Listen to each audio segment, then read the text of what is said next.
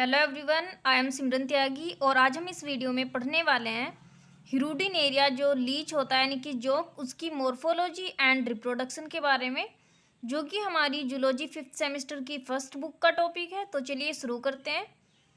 Hirudinaria के क्या क्या लक्षण होते हैं। हिरुडिनेरिया वर्ग में जोकों को सम्मिलित किया गया है और ये विश्व के कटिबंधीय एवं समशीतोष्ण भागों में जोकों की लगभग 300 जातियां अब तक ज्ञात हो चुकी हैं, जिनमें से अधिकांश लवण जलवासी और कुछ समुद्रवासी व स्थलीय होती हैं। अधिकांश जो कि बाह्य परजीवी होती हैं। बाह्य परजीवी का मीन होता है कि जो परजीवी के शरीर पर बाहर में पाई जाती हों और कशेरुकी जंतुओं के रुधिर पर जीवित रहती हैं, जबकि कुछ परभक्षी भी होती हैं और कृमियों, घोंघों, कीटों और लार्वा आदि को खाती हैं। हैबिटाट इनके क्या क्या होते हैं वो देख लेते हैं। भारतीय जोंक Hirudinaria granulosa Bharat, Burma, Sri Lanka, Pakistan एवं बांग्लादेश में पाई जाती है। यह तालाबों, झीलों, दलदलों और मध्य सरिताओं में ऊर्ध्वाधर लयबद्ध तरंगों द्वारा तैरती अथवा जल में पड़ी वस्तुओं पर अपनी चूसकों द्वारा चिपकी और पासों द्वारा गति करती है। ठीक है, इनमें लोकोमोशन पासों द्वारा होता है। अन्य बाह्य परजीवी जोंकों की भांति यह भी क्या करती है, स्वभाव से ही रुधिरहारी होती है, यानी कि क्या करती है, रुधिर चूसती है, जो मछलियों और मेंढकों के रक्त को पान ही नहीं करती बल्कि उन पशुओं अथवा मनुष्यों का भी रक्त चूस लेती है जो उस जल में प्रवेश करते हैं जिसमें यह रहती है। अब देख लेते हैं हम इसका क्लासिफिकेशन, जो कि बहुत जरूरी होता है एग्जाम में लिखना। फाइलम होता है इसका एनिलिडा, क्लास होती है हिरुडिनी एंड ऑर्डर होता है इसका गनेथोप्डिला, जबकि फैमिली होती है हिरुडिने एंड जीनस होता है हिरुडिनेरिया और स्पीसीज होती है इसकी granulosa. External morphology of Hirudinaria, इसकी मोर्फोलॉजी देख लेते हैं। ओके, आकार होता है इसका हिरुडिनेरिया का शरीर कोमल, कृमि रूपी, लंबा एवं पृष्ठ अधरीय चपटा होता है और साधारण रूप से इसकी लंबाई 10 से 15 सेंटीमीटर तक होती है, परंतु एक पूर्ण प्रोण जंतु की लंबाई 35 सेंटीमीटर तक भी हो सकती है और यह अपने शरीर के आकार को कम तथा अधिक करने की क्षमता रखती है। आपने जोंक देखी होगी तो वो शरीर को अपने छोटा भी कर सकती है और बड़ा भी कर सकती है। और जो श्लेष्मा के अत्यधिक स्राव के कारण इसकी त्वचा नम और लसीली यानी कि स्लीमी बनी रहती है, जिससे त्वक श्वसन में सहायता मिलती है। इसका रंग यानी कि कलर कैसा होता है, इसकी पृष्ठ सतह जैतूनी हरे रंग की और अधर सतह नारंगी पीले या नारंगी लाल रंग की होती है और इसके दोनों पार्श्वों में नारंगी या पीले रंग की स्पष्ट धारियां होती हैं। तो देखते हैं इसकी अब मोर्फोलॉजी किस टाइप की होती है। ये हमारी जोंक की मोर्फोलॉजी। ओके, जो ए है वो डोर्सल व्यू है एंड जो बी है वो है वेंट्रल व्यू। यहाँ पर ये इसकी स्ट्रक्चर दी गई है, आप स्क्रीनशॉट लेकर इसका बना भी सकते हैं। इसके बाद इसमें इसके सेगमेंटेशन के बारे में दिया गया है, यानी खंडी भवन। जोंक का जो शरीर है वो 33 खंडों में विभक्त रहता है, जिन्हें मेटामियर्स या देहखंड कहते हैं। पहले 2 और अंतिम 7 खंडों को छोड़कर शेष खंडों में से प्रत्येक खंड फिर से खांचों द्वारा वलय यानी कि रिंग्स या फिर छल्लों में उपविभाजित प्रतीत होता है। फोर्थ, इनमें होते हैं रिसेप्टर्स। तो प्रत्येक छिल्ले की सतह महीन अनुदैर्ध्य खांचों द्वारा आयताकार क्षेत्र में बट जाती है और प्रत्येक आयताकार क्षेत्र में एक बहुत छोटा और उभरा हुआ संवेदी पैपिला होता है, जिसे वलयस्थ ग्राही कहते हैं। ग्राही यानी कि रिसेप्टर्स। ओके, एंड प्रत्येक वलय की पृष्ठ और अधर सतह पर लगभग 18 से 18 वलयस्थ ग्राही होते हैं। इन ग्राहियों के अलावा प्रत्येक खंड के पहले वलय की ऊपरी सतह पर 4 जोड़ी और नीचे की सतह पर 3 जोड़ी खंडीय ग्राही यानी कि सेगमेंटल रिसेप्टर्स पाए जाते हैं। यहाँ देख लीजिए, ये हमारे सेगमेंटल रिसेप्टर्स हैं और ये फीमेल जेनिटल पोर एंड ये मेल जेनिटल पोर होते हैं। ये एंटेरियर सकर होती है और प्रोस्टोमियम होता है। ये सभी जो यहाँ पर हम पढ़ने वाले हैं उन्हीं के बारे में लिखा हुआ है। उसके बाद इसमें होता है सकर्स यानी कि चूसक, जिनसे क्या है, किसी भी परजीवी का रक्त चूसते हैं। तो शरीर के प्रत्येक सिरे पर एक खोखली पेशीय रचना चूसक होती है। तो ये चूसक इनमें पाए जाते हैं। ठीक है, यहाँ पर दिख रहे हैं ना, एंटीरियर सर्कल दिख रहे हैं यहाँ पर आपको, ये रहा, और ये है हमारे पोस्टीरियर सर्कल। उसके बाद जो निम्न प्रकार होते हैं, एंटीरियर सर्कल अग्र या शीर्षस्थ चूसक, प्रोस्टोमियम और शरीर के अगले 3 कायखंडों से बना होता है। सेकंड होता है हमारा पोस्टीरियर, तो ये होता है पिछले सिरे पर भी एक वृत्ताकार एवं अत्यंत पेशीय बिंब यानी कि डिस्क है, जिसे पश्च चूसक या गुदा चूसक कहते हैं, और इनकी रचना शरीर के अंतिम जो 27 से लेकर 33 यानी कि 7 खंडों के पूर्ण संलग्न द्वारा होती है। तो जो यहाँ पर देखिए 26 तक काउंटिंग है, लेकिन जो ये पूरा हुआ है ना, यहाँ 27 से लेकर और 33 तक ये पूरा एक वल है, रिंग के टाइप में एक शकर बनाता है, जिसे हम पोस्टीरियर शकर कहते हैं, जो कि एक गोल संकेंद्रित वलय में व्यवस्थित रहते हैं।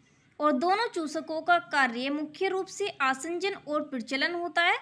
अग्र चूसक असन क्रिया में भी सहायक होता है, असन क्रिया यानी फीडिंग, इसके फीडिंग में। तो ये थी हिरुडिनेरिया की मॉर्फोलॉजी। अब इसका रिप्रोडक्टिव सिस्टम देख लेते हैं।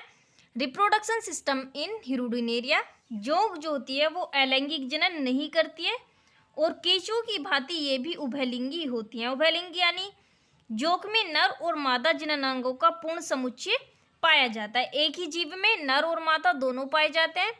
फर्स्ट होते हैं इसमें मेल रिप्रोडक्टिव ऑर्गन्स, ठीक है। तो जोंक में निम्नलिखित नर जननांग पाए जाते हैं, वो क्या होते हैं देख लेते हैं यहाँ पर। फर्स्ट होता है टेस्टिस सेक्स यानी कि वृषण कोष। तो इसमें वृषण कोष भी पाए जाते हैं, क्योंकि क्या है, मेल एंड फीमेल दोनों की जो ऑर्गन्स हैं वो एक ही जीव में पाए जाएंगे।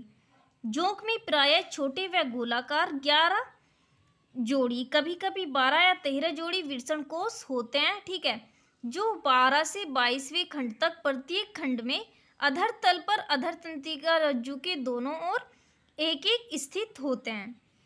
यहाँ पर आप देख लीजिए, यहाँ पर दिख रहे हैं ये प्रोस्टेट चैम्बर एंड एजेक्टुलेटरी डक्ट, और ये एपिडिडाइमिस, पैनिक सैक सभी दिए गए हैं, और इनकी जो लैंग्वेज है वो हम पढ़ने वाले हैं अभी। और ये हमारा जो फीमेल जेनिटल ओपनिंग है वो यहाँ पर है, एंड ये मेल जेनिटल ओपनिंग है। वैसे डिफरेंसेस हैं, एंड एल्ब्यूमिन एंग्लैंड है, और उसके बाद जो टेस्टिस सेक्स हैं वो भी यहाँ पर दिए गए हैं, एंड वेस एफरेंस भी यहाँ पर दिए गए हैं। उसके बाद क्या होता है, इसमें पाई जाती हैं वेस इफ्रेंस यानी कि शुक्र वाहिकाएँ। प्रत्येक वृषण कोष से शुक्राणु एक छोटी लहरदार वाहिनी यानी कि शुक्र वाहिका में आते हैं। तो ये दिख रहे होंगे आपको, यहाँ पर शुक्र वाहिनी में आते हैं। जो वैसा इफ्रेंसिया होती हैं वो इनमें आ जाते हैं। उसके बाद जो वृषण कोष के पश्च पार्श्वीय तट से निकलती हैं और बाहर की ओर बढ़कर अपनी ओर से एक सामान्य शुक्र वाहिनी यानी कि जो कॉमन वेस डिफरेंस में खुल जाती हैं। तो कॉमन वेस डिफरेंस में भी यहाँ पर आपको दिखेंगी, यहाँ पर जैसे कि कॉमन ओविडक्ट है उसी प्रकार से क्या होता है, कॉमन वेस डिफरेंस भी यहाँ पर पाए जाते हैं। उसके बाद इनमें पाया जाता है वैसा डिफरेंसिया यानी कि शुक्रवाहिनी।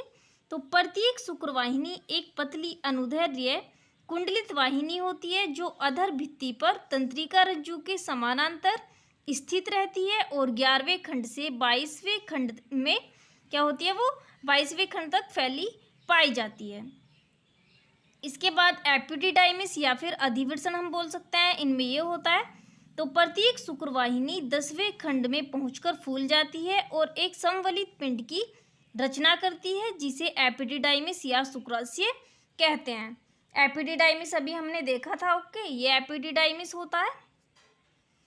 दोनों एपिडिडाइमिस शुक्र वाहिनियों द्वारा लाए गए शुक्राणुओं का संग्रह करते हैं। उसके बाद जो हमारी स्खलन वाहिनियाँ होती हैं यानी कि एजुकुलेटरी डक्ट्स, वो प्रत्येक एपिडिडाइमिस के अगले सिरे से एक छोटी तथा संकरी स्खलन वाहिनी निकलती है। स्खलन वाहिनी आपको यहाँ पर निकलती हुई दिख रही होगी, ये रही हमारी एजुकुलेटरी डक्ट। उसके बाद इसमें निकलता है एट्रियम यानी परिकोष्ठ। तो दोनों ओर की स्खलन वाहिनियों एक मध्यवर्ती नाखाकार परिकोष्ठ में खुलती है, जो 9वें से 10वें खंडों में होता है और नर जननिक रंध्र द्वारा बाहर खुलता है। और परिकोष्ठ में 2 भाग होते हैं, जिनमें से एक फूलदान के समान चौड़ा भाग होता है जिसको हम बोलते हैं प्रोस्टेट चैम्बर, और एक दूसरा पीछे की ओर तो ग्रीवा के समान होता है जिसको हम पैनिक सैक बोलते हैं। तो देखते हैं, यहाँ हमारा दिख रहा होगा आपको, ये प्रोस्टेट चैम्बर होता है एंड ये हो गया हमारा पेनिक सैक। आप इसका क्या स्क्रीनशॉट लेकर डायग्राम भी बना सकते हैं। ओके, ये सभी क्या है, मेल रिप्रोडक्टिव ऑर्गन्स थे, जबकि आप यहाँ पर देख लीजिए ये ओवरी, ओविसैक, ठीक है, and common oviduct and vagina, ये सब क्या है, ये फीमेल रिप्रोडक्टिव ऑर्गन्स है। तो चलिए अब इनकी भी लैंग्वेज हम एग्जाम पेपर में कैसे लिखेंगे वो देख लेते हैं। Female reproductive organs. सो जोक में नर जननांगों की अपेक्षा मादा जननांग अधिक संहत यानी कि कम्पैक्ट होते हैं और इनमें निम्न मादा जननांग पाए जाते हैं। क्या होते हैं वो? फर्स्ट होते हैं ओविसेक्स, ठीक है, तो ये एक जोड़ी खोखले गोलाकार पिरगुही कोष होते हैं जो 11वें खंड में अधर तल पर अधर तंत्रिका रज्जु के दाएं और बाएं यानी दोनों साइड पाए जाते हैं। सेकंड होते हैं इसमें ओवरीज। सो प्रत्येक अंडकोश में पिरगुही द्रव भरा रहता है जिसमें एक छोटा कोमल कुंडलित धागे के समान और केंद्रकित अंडाशय तैरता है, इसी को मुकुलन द्वारा अंडाणु बनते हैं, ठीक है। उसके बाद इसमें पाई जाती हैं अंडवाहिनियां यानी कि ओविडक्ट्स। सो प्रत्येक अंडकोश के आधार से एक छोटी और पतली नली जिसको हम क्या बोलते हैं, अंडवाहिनी निकलती हैं जो अंदर वे पीछे की ओर बढ़ जाती हैं, जो कि क्या है, अगर हम हमारा जो ह्यूमन रिप्रोडक्टिव ऑर्गन्स है उनमें देखें तो उनमें भी ओविडक्ट होती हैं। एंड उसके बाद पाई जाती है इनमें सर्वनिष्ठ अंडवाहिनी यानी कि कॉमन ओविडक्ट। दाहिनी अंडवाहिनी अधर तंत्रिका रज्जु के नीचे 11वें खंड में बाईं ओर की अंडवाहिनी से मिल जाती है और एक सर्वनिष्ठ अंडवाहिनी यानी कि कॉमन ओविडक्ट बनाती है। दोनों अंडवाहिनियों के संगम के स्थान के चारों ओर एक कोशिकीय एल्बुमिन ग्रंथियों का एक मोटा स्तर होता है और ये ग्रंथियां सर्वनिष्ठ अंडवाहिनी में खुलती हैं। उसके बाद में लास्ट जो इनका रिप्रोडक्टिव ऑर्गन होता है यानी कि वेजाइना, ये पाया जाता है। तो यह एक बड़ा और नाखाकार यानी कि एक पियर शेप्ड होता है, आपने देखा उसकी जो शेप है वो पियर के टाइप की है। पेशीय कोष होता है जो 11वें खंड के पिछले भाग में मध्य अधरतल पर स्थित होता है। ओके, एंड जनन काल में इसका आकार बड़ा और भीतरी भाग जो है वो वलित हो जाता है यानी कि रिंग टाइप का हो जाता है।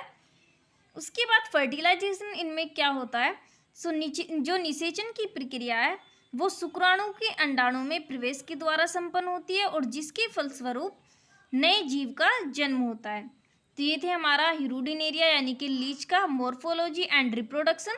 और आगे भी आप अपनी जूलॉजी की फर्स्ट बुक को कंप्लीट करने के लिए मेरे चैनल के साथ जुड़ सकते हैं। Thank you.